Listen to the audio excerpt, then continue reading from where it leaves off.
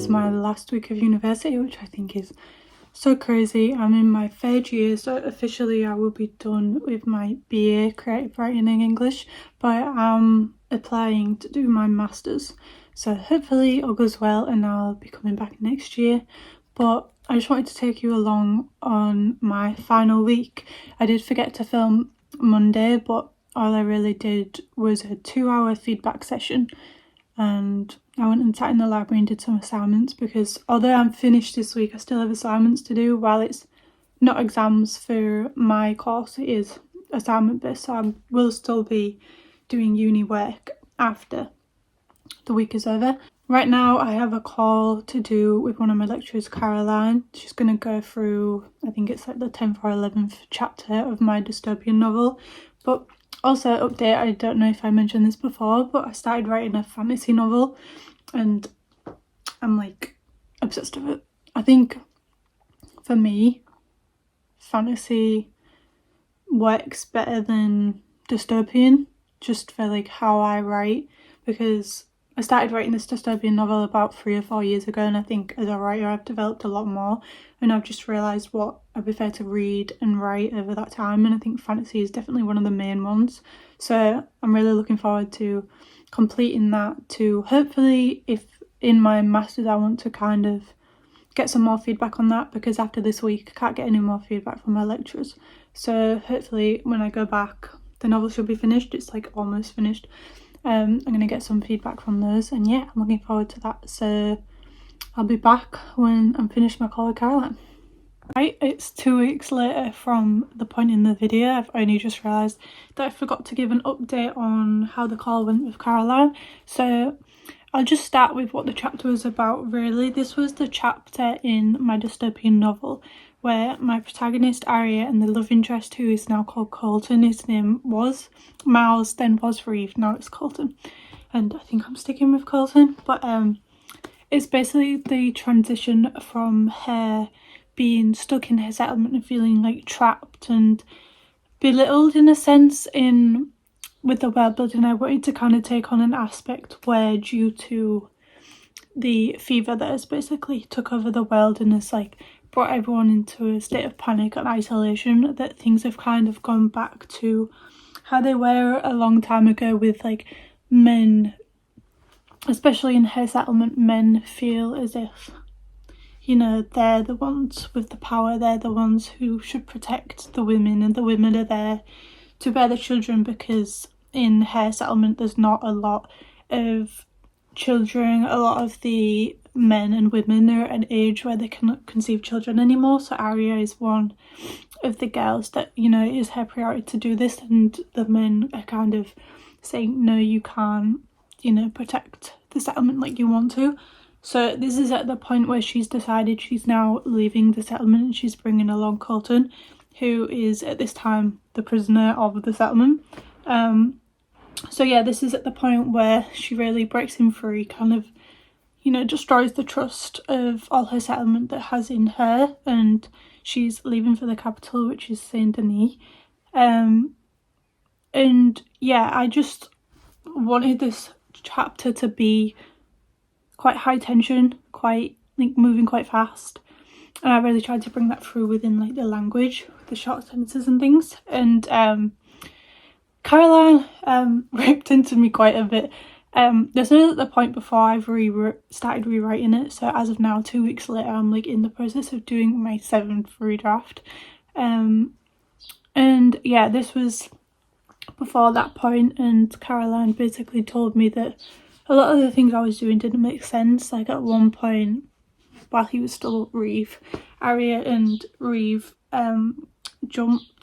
was trying to get onto this truck, but instead they like jumped under the truck and then up, and then, you know, Caroline explained that that makes no sense because they wouldn't be able to get down and up in time, which now I understand, but for some reason before it's pointed out to me I just don't notice it. So I'm trying to go back and fix those mistakes and notice them before someone has to state the obvious.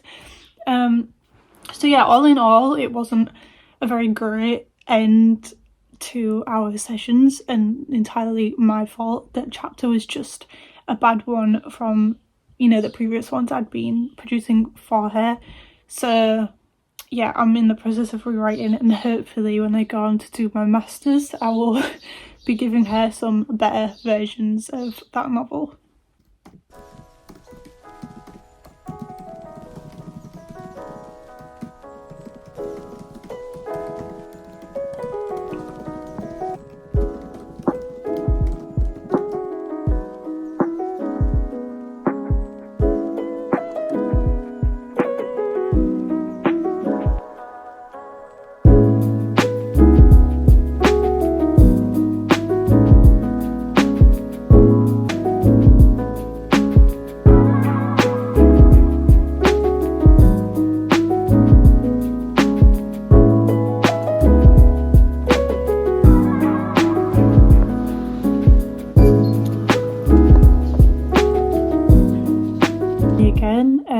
I also forgot to film during my class and after my class, but this was the class where my other teacher, not Caroline but Ed, dressed up as a inflatable dinosaur type of costume thing, and it was the funniest thing. But I did not want to stick my phone in his face to record, but it was so funny. It was too big for him, and he ended up having to like unzip half of it and try and do the zip up as much as he could, like, so there was no air getting out because it's one of those inflatable ones, but it ended up deflating. So for like it was a 2-hour session and he had it on for the full 2 hours, so for the majority of the session he was just kind of this deflated dinosaur head trailing along the back of him. So it was very funny, but it was a good last class. It was like the sci-fi, fantasy and horror module. It was that one.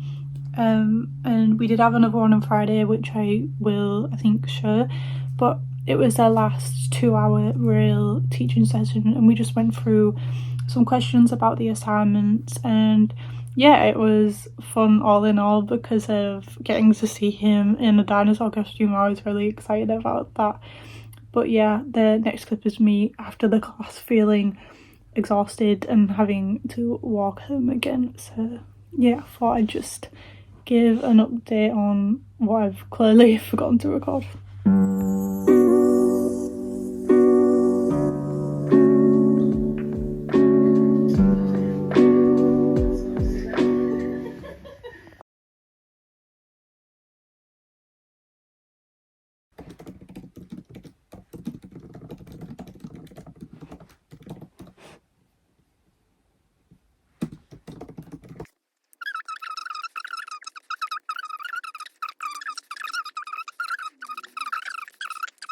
Yeah, I'm hoping today I don't have any university classes, so I won't be going back on campus. I'll be staying at home, but I've got a lot I want to do today. So I want to finish my book. I want to finish the Sarah J Maas House of Flame and Shadow book. I'm not enjoying it as much as I thought I would, but I'll get into that more later. And then I also want to finish my novel, fingers crossed. I think there's a lot to fit in, so it might be 1 or 2 chapters, but then I should be finished with my fantasy novel. So again, I'll go into a bit more of that if I finish it in this video. Fingers crossed that I will. But yeah, hoping to do that. Need to walk my dog. Should be a busy day, so I'll take you along with me. But yeah, right now I'm just finishing reading over, making some changes to the chapter I wrote yesterday. So I'll see you when I'm done.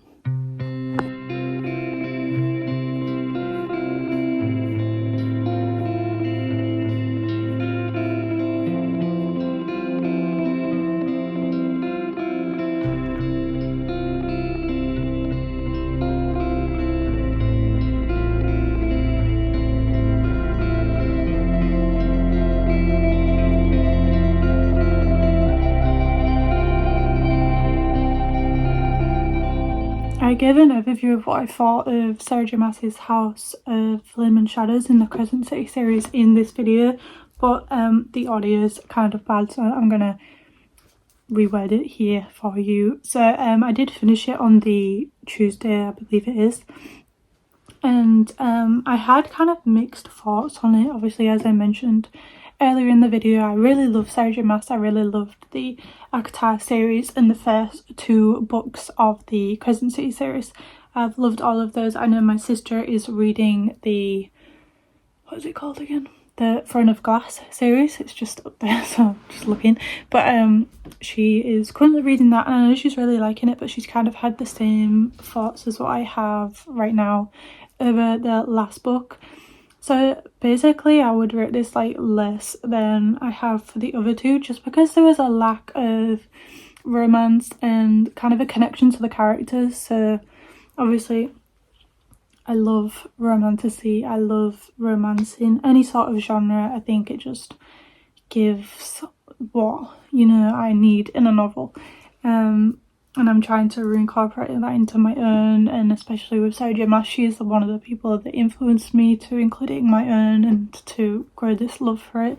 But I feel like in this novel there wasn't much of that with Hunt and Bryce, which is like basically the 2 main protagonists, which is understandable with what was going on. Basically the last book was kind of the conclusion to the series, with a lot of battles, fights, them trying to overcome the oppressive government. I won't get too much into it without spoiling it, but yeah, it was a lot of that. So it's very battle focused on their plans and them, you know, going out and doing these things to get their main goal. And I feel like character connection, especially between Bryce and Hunt and a lot of the other side characters who had their own kind of romance stories, kind of fell on the back burner. And to me, I feel like, you know, I missed that aspect of it over this novel, and it was a very big novel. I think it was like 834 pages, and I just don't have enough attention span to read a novel for 800 pages, especially if it's a novel that is like just focused on one thing, which this one was with the battle. So I did take a while to read it, and I was kind of losing interest and only reading like a little bit each day, just because I wasn't, you know, fully interested in what was going on. But I did overall enjoy it. I see the reason why, you know, these battle scenes was needed. It did conclude the whole plot as a whole, but I don't know, I just think maybe next time that it could have, you know, a little more romance in it. Not even just romance, just like things between the characters. Like there wasn't many moments where Hunt and Bryce was together and they wasn't, you know, in some sort of battle with someone else. But yeah, I think overall I gave it 4 stars, which is really high, just because I do love Sarah J Maas, I do love her writing. I did love a lot of the aspects in it, but it just lost that final star that I've usually been giving her novels because of this aspect that I felt like it was missing. After finishing the Sarah J Maas novel, I started reading Where the Dark Stands Still. I have finished reading this now, but for the sake of the video, let's pretend I haven't. So this is, I think, quite popular on BookTok, but I'm not actually on BookTok. I do post videos on BookTok, but I don't see a lot of the books that people are reading. But apparently this is one of them. I mainly picked it out because I like the cover. I am very bad at choosing books in the library and in bookstores because I do base it off the cover. And also something that people might disagree with is I always search the reviews before I read it. So I think this had 4.5, maybe 4. So that is what made me pick it up. If it would have had less, I maybe wouldn't have picked it up because, as I said, I am someone who reads reviews and does base off what I'm going to buy from that. But yeah, I will be starting reading this in the video, how I finish this, and there'll be more thoughts on this later.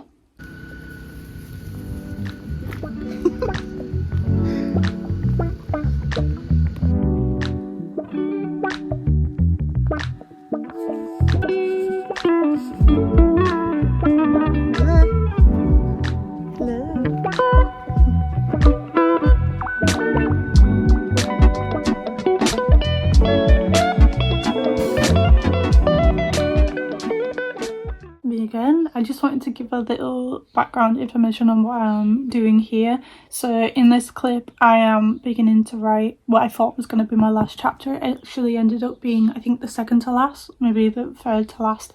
But yeah, I was basically just going to say how crazy it was that I finished this novel so quickly, especially with my dystopian one.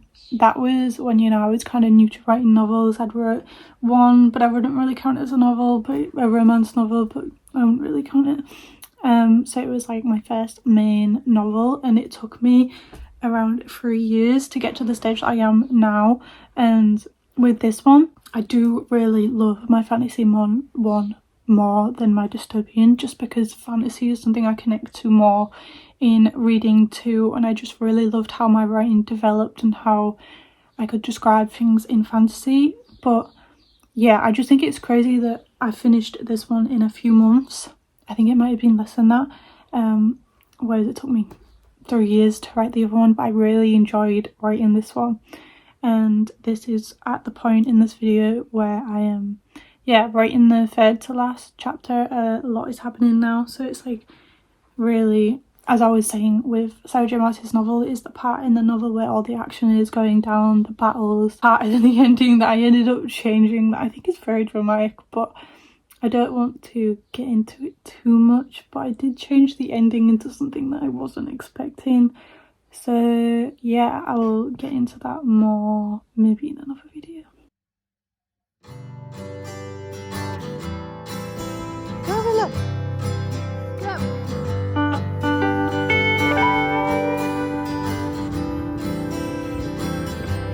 Oh, she's tiny.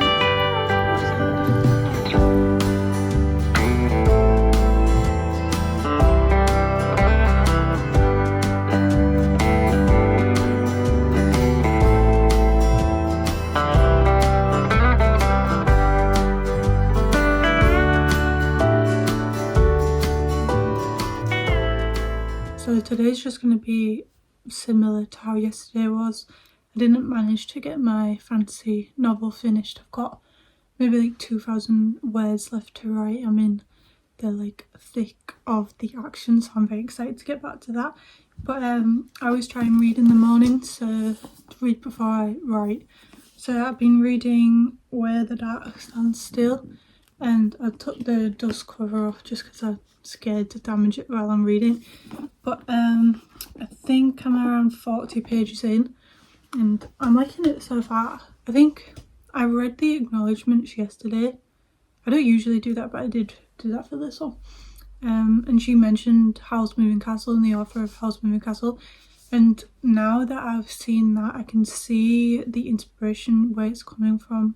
So pretty much, not much has happened so far, but she's gone into this forest and met this like demon who's in the form of a stag, and now she is spun this bag and accepted this bag and this stag demon to come and live with him for a year. So she kind of is like Sophie when she's older in Howl's Moving Castle, and she's like cooking for the wizard and things. That's kind of what's happening right now. Not much else has happened, but I'm liking it so far. I was a little bit confused at the start. There was a lot going on and it was going in and out of the past. So she was running through the forest, but then the next paragraph she was recalling something that had happened. And usually when I read something like that, when I write something like that, I find it very difficult to like remain focused in what is actually happening aside from the backstory. But other than that, I like it so far. I think the descriptions is really good, and I think how I've forgotten him, Liska. I think how she is portrayed in the beginning, she seems like she's going to be a very amusing character, someone who is kind of like Feyre and Bryce, Nesta, everyone I've just read in Sarah J Maas's book. So I'm excited to get further into that. But yeah, I think I'm going to carry on reading this for a little bit longer, walk my dog same as yesterday, and then start writing.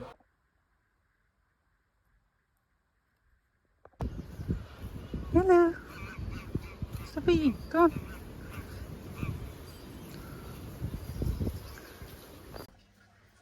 I got a bit carried away watching house renovation videos, so time is now 2:40 and I'm about to start writing again. Same as yesterday, I need to review what I wrote yesterday and then carry on.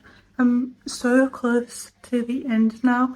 I think it's definitely going to happen in the next chapter. I'm definitely going to finish it today. So I guess I'll see you when I finish it. Okay, time is currently 7 p.m. I'm maybe 1,000, 2,000 words from finishing my fantasy novel. So I'm going to get down to work and hopefully not stop until it's done. So here's to finishing my fantasy novel.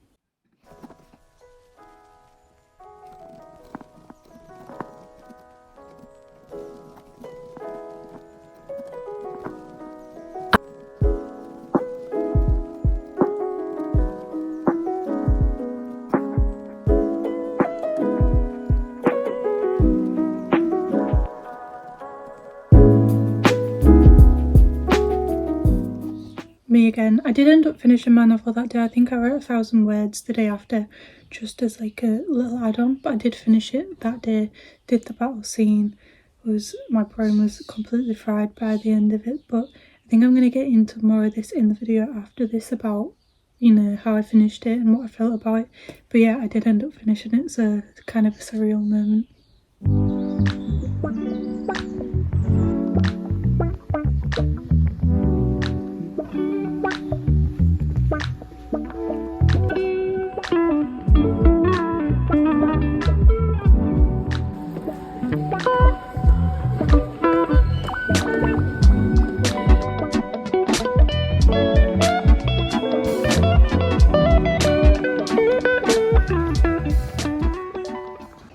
I'm currently in the university toilets, just finished the last event, officially finished my time on campus. I won't be coming back until the MA next year.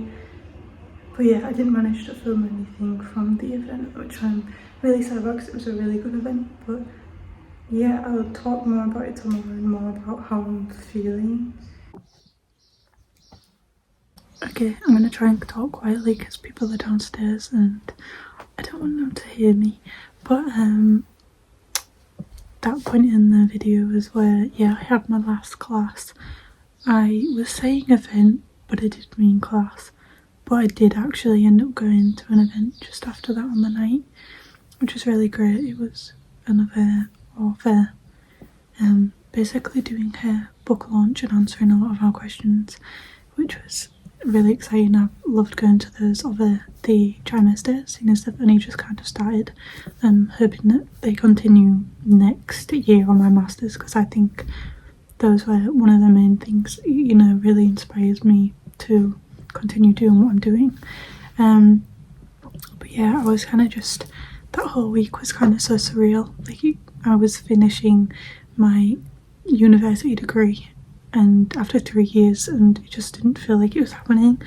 Like, I don't know, I think maybe because I didn't do exams, I did assignments. I had 3 final ones to submit after this week, and yeah, no exams. So I don't know if that's what threw me off and made me feel like I wasn't finished when I was finished. But yeah, it's so surreal that I'm just done with that now and just moving on to do my masters for a year, and then that's it, done with university. I won't see my teachers or my classmates again.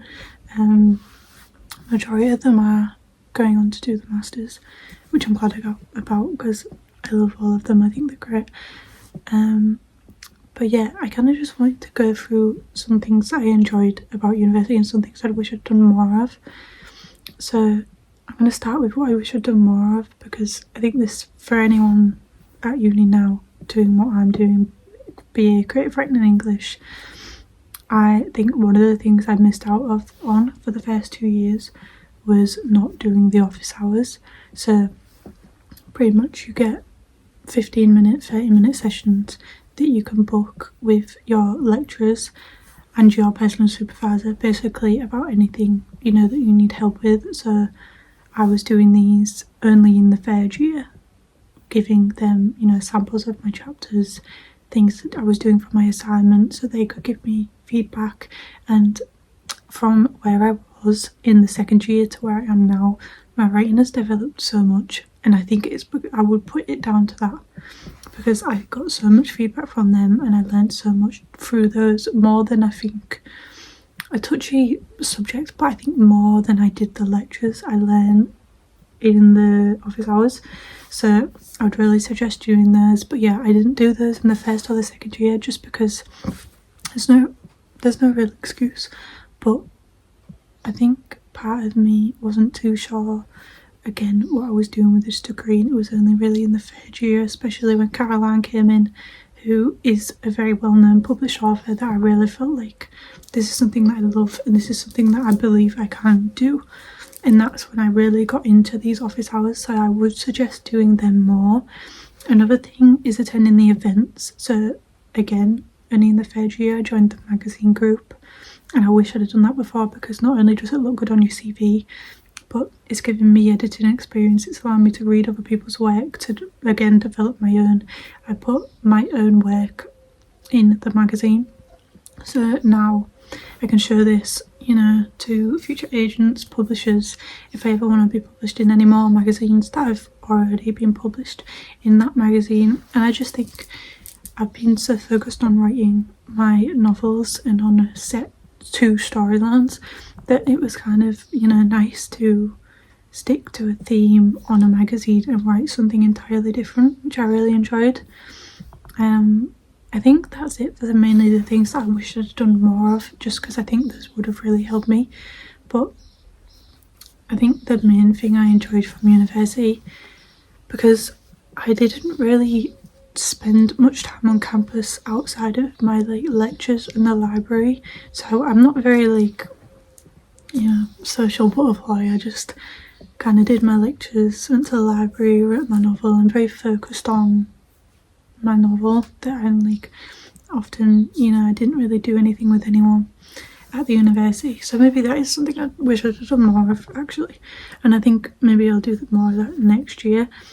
But I will say that one of the things I enjoyed was just how amazing my lecturers were, how amazing the peers were, the other students in my class, just because I feel like I just knew how much, they believed in me and all of us and wanted to help. And I loved the aspect of the feedback sessions with the other students and being able to give them feedback and receive feedback from them.